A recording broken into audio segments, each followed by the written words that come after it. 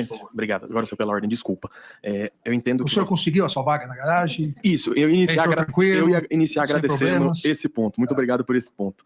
Para nós facilita bastante, porque realmente é complicado a entrada. O motivo da minha intervenção, excelência, é bem pontual. São quase 20 horas da noite. A audiência amanhã se inicia às 9. Considerando que nós temos que chegar meia hora antes, nós só viemos num carro. Eu ainda preciso levar o general para casa, preciso ir para a minha casa. Eu minimamente quero jantar, excelência, que eu só tomei café da manhã quase. Imagine então, assim, eu imagino, excelência, por isso que eu estou falando. Eu ia pedir a gentileza, assim, rogar essa turma, por favor, você tem que colocar um pouco mais tarde amanhã, de modo a se tornar viável. 9h02. Possível umas 10 horas. Doutor, vamos ver se nós terminamos amanhã. Daí o senhor tem quarta-feira para tomar um belo brunch. Quinta-feira, um jantar que é dia dos namorados. Nem me fale. Sexta, dia de Santo Antônio, o senhor comemora também numa quermesse. Se a gente começa a atrasar, a gente não acaba. Não, excelência, só para não ficar tão em cima, não, porque dá tempo, 9 horas... O general Heleno vai pedir para o senhor dar uma acelerada no carro. Assim o senhor leva. Só não vai ser multado, doutor. 9 horas tá bom. Na quarta é às 8. Então, por isso que eu tô falando, excelência. Vamos acabar amanhã, então. Imagina que acaba. A coisa mais engraçada que eu vi sobre o depoimento dos criminosos do Bolsonaro é que ele se trancou no cercadinho do banheiro do STF e ficou lá, escutando redes sociais uns 10, 15 minutos. Aí o pessoal que estava do lado estava tentando entender o que ele estava ouvindo. Estava olhando o videozinho do TikTok, videozinho do YouTube. Não sei se era para desestressar ou se era para tentar saber o que o pessoal estava falando dele. Afinal de contas, vocês vão lembrar que ele falou para a gadaiada assistir os depoimentos. Então provavelmente ele estava querendo ali conferir se o pessoal estava começando a assistir, o que o pessoal estava falando e tal. Agora, no mínimo é cômico, né? O Bolsonaro trancado no banheiro, escutando o TikTok e o YouTube. Ridículo, típico do Bolsonaro. Bom, o depoimento em si, do Mauro Cid, por exemplo, não trouxe nada de novo. Absolutamente nada. Mas é necessário dizer o seguinte. O Cid deu uma aliviada muito grande para os generais. Ele entregou o Bolsonaro. Ele reiterou tudo que ele já tinha falado do Bolsonaro. Só que agora ele falou com um pouco mais de educação, uma coisa mais fofa e tal. Mas ele entregou do mesmo jeito. Tá? Falou tudo que tinha falado antes. Agora, já nos generais, o Cid teve meio que assim um acesso de Alzheimer. Ele começou a esquecer tudo. Uma loucura. Possivelmente, ele tenha sido pressionado por alguém. Ou talvez não ele, talvez a família dele. Porque é estranho, né? O cara já tá ferrado. E ficar nesse vai e vem de delação, sabe? Uma hora confirma, outra hora desconfirma. Então, assim, as partes importantes ele manteve. Mas teve um monte de coisa que ele não sabia. Veja, não que isso vá fazer diferença efetiva na hora da sentença. Por quê? Porque, na verdade, o que acontece nesse processo é que existem provas do envolvimento de todo mundo ali, independente da delação do Mauro Cid. Mas já faz tempo que a defesa dos acusados ali já não está usando mais a questão técnica, sabe? Tipo, fazer uma defesa técnica. Eles estão jogando para a plateia. Porque, veja, nas primeiras alegações dos advogados, algumas semanas atrás, o que foi a coisa mais comum que eles disseram? De verdade, havia o golpe, mas o meu cliente não participou. Ou seja, todo mundo quase ali confirmou que tinha uma tratativa de golpe, que tinha uma tentativa. E lembre-se que a lei fala que é tentativa de golpe, não precisa concretizar o golpe. O crime já é tentar. Mas só que de qualquer maneira, como esses advogados eles já estão nesse momento jogando para a plateia, eles precisam disso, eles precisam de engajamento para fazer colar a história de que é perseguição e tal. Mas, gente, sinceramente, e daí? O que eles acham que eles vão ganhar com isso? Não vai mudar a sentença. Não tem recurso, porque já está na última instância. Não vai mudar porra nenhuma. Eles querem o quê? Arregimentar o gado para o pessoal na rua salvar os militares? Mas nem os próprios militares estão tentando salvar esses otários que estão lá. Eles já disseram que não querem saber de anistia e que se foda todo mundo. Porque, na verdade, os militares estão pensando assim, cara, a gente já está tão enlameado, foda-se os caras, danem-se. Eles não vão ficar dando abrigo para eles. Até porque, gente, todo mundo sabe que no Brasil os nossos militares não servem para quase nada. Eu desafio alguém a vir aqui me dizer para que servem os nossos militares. De verdade. Não que eu ache que o Brasil seja um país que tem que ficar entrando em guerra e tudo. Graças a Deus, não. Agora, os nossos militares servem para matar o próprio povo, que foi o que eles fizeram a vida inteira, dando golpe, mata o próprio povo, querem ditadura. Não bastando, querem soldos grandes, querem Viagra, prótese peniana, leite condensado, uísque caro, picanha. É só isso que a gente via.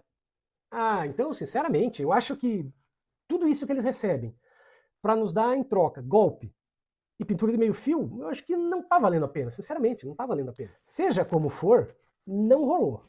Por mais que os advogados de defesa saiam dali com algumas teses para a defesa, especialmente a questão do esquecimento do Mauro Cid, o que poderia até levar, no limite ali, uma anulação da delação premiada do Cid. Só que só quem vai se ferrar com a delação é o Cid. E ninguém vai se favorecer. Por quê? Porque as provas já estão no processo. E boa parte das provas não foram conseguidas por causa da delação do Cid. São provas independentes, elas são autônomas. E ainda que não fossem, quando o cara perde o benefício da delação, as provas permanecem no processo, não são anuladas. Só que, claro, o argumento da defesa, se ocorrer eventualmente uma anulação da delação, eles vão dizer o seguinte, ó, tá vendo? O Cid mentiu tanto que perdeu a delação. Não dá para saber onde o cara estava falando a verdade e estava mentindo. Significa o quê? Que o meu cliente é honesto. A gente sabe que não é. Mas é a narrativa que eles vão fazer. Porque a extrema-direita vive de narrativa. É só isso. A outra coisa engraçada que a gente viu no depoimento foi o Cid sendo obrigado a contar pro Xandão do que o Xandão era xingado. Aí o Xandão fala, mas eu já tô acostumado, pode falar. Foi conversado algo sobre o meu nome nessa reunião? Sim, senhor. O senhor foi... O quê? O senhor foi muito criticado. Só? O senhor tem que falar a verdade. Sim, senhor. Ministro... Eu estou acostumado. Sim, senhor.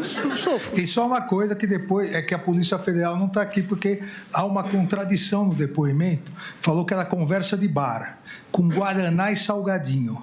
Então não era conversa de bar. Mas o que mais falava sobre mim?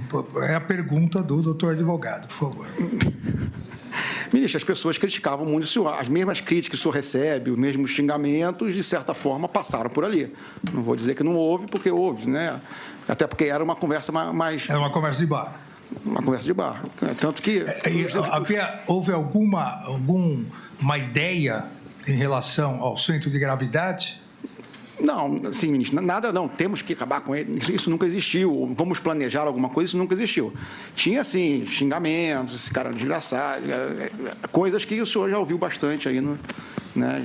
Inclusive fotos, figurinha, aquelas memes, essas coisas. Por isso que eu digo para o senhor que teve essa grau de informalidade. Mas antes de continuar esse vídeo, peço para você a gentileza de se inscrever no canal, ativar o sininho de notificação para ser avisado dos vídeos todos os dias e considere a hipótese de ser membro do canal, R$ 4,99 por mês, e você me ajuda a fazer mais e melhores vídeos todo dia. Dá para ver na cara do Cid que ele está desconfortável ali, né? Teve uma outra coisa que me chamou muita atenção. Um dos advogados pergunta em algum momento para o Cid, você conhece o e-mail, né, o @fulana? Ele disse, conheço, a minha mulher é esse nome aí. Aí o advogado, tá. E não falou mais nada, não citou absolutamente nada, ficou só nisso. Pra mim, aquilo pareceu como ameaça clara. Tipo, cara, eu tenho provas que a tua mulher tava fazendo bosta. Maneira com o meu cliente. Mas a coisa ficou só nisso. E não sei se muita gente percebeu. Eu achei estranho, me pareceu ameaça. Já o depoimento do Alexandre Lavagem, ou Rapinagem, como disseram os nossos inscritos no canal, foi um horror. Quer dizer, o cara chega dizendo que os e-mails que ele preparava para o Bolsonaro, dizendo, querido chefinho, você não perdeu a eleição foi roubada, eu amo você, você vai superar. Ele disse que os e-mails ficaram na caixa dele, ele não mandou para ninguém, e que são coisas privadas. Ai, meu Deus, sério, que um cara, ex-delegado da Polícia Federal, me vem com essa? Eu não sei como é que vai ficar, por exemplo, o depoimento do Braga Neto. Porque, como eu falei, o Cid deu uma aliviada para os generais. Deu uma aliviada, sabe? Ele perdeu a memória de maneira seletiva. Não sei, pois é, tal. Tentou dar uma aliviada. Agora, uma outra coisa que falaram também, que chama bastante atenção, é que se o Cid sabia que existia, ou poderia existir, um certo plano para matar o Bolsonaro. Gente, todo mundo sabe que o mundo militar não gosta do Bolsonaro. Eles estavam ali por pura conveniência. Mas ninguém ia gostar da ideia de ter o Bolsonaro como ditador. É diferente.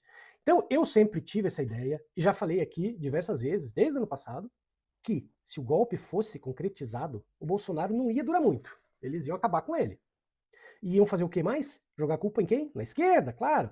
Que nem eles tentaram fazer lá em 64, né, lá na ditadura, no Rio Centro. O que aconteceu? O atentado do Rio Centro, um sargento entra num Puma, no centro de convenções, que é o Rio Centro, que estava tendo um monte de show ali com o pessoal da MPB e tal, tenta instalar uma bomba e a bomba explode no colo do cara.